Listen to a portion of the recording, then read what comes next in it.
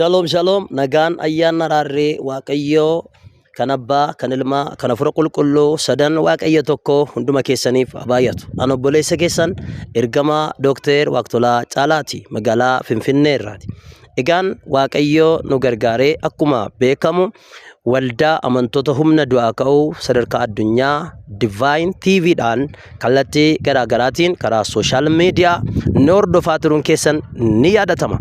Egaan amma immoo YouTube'n keenya inni duraanii dormanti waan nu jalaa ta'ee jiruuf yeroo ammaa kana YouTube amma argitan kana Divine TV Ethiopia kan jedhu channel haaraa bannee jirra jechuudha. Kanaaf YouTube haaraa kana hundumti keessan akka isin bira ga'een jaalala waaqayyootiin subscribe akka nu gootan jaalala waaqayyootiin isin afeeruun jaalladha. Akkuma isin beektan waaqayyo waldaa kana keessatti hojii aangoo gurguddaa hojjechaa ture ammas hojjechaa jira jechuudha.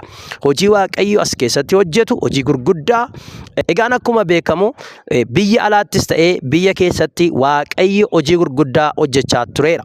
Karaa konferaansiiwwan garaagaraa akkasumas immoo hidhaa gurguddaa waaqayyo hiikaa tureera. Kan jaaman arganiiru, kan okkolan deemanii jiru, naafota baay'ee waaqayyo hidhaa isaanii irraa hiikeera. Ammas hiikaa jira jechuudha. Galanni waaqayyoodhaaf haa ta'u. Sagantaaleen akka kanaa isin bira akka qaqqabaniif YouTube keenya subscribe godhaa. Isin immoo bakkuma jirtanitti ayyaanni waaqayyo akka isinii baay'atuu fi hirmattu eebba kana akka taatan immoo waaqayyoon isiniif kadhannaa. Kan namaaf hin danda'amne waaqayyoof ni danda'ama.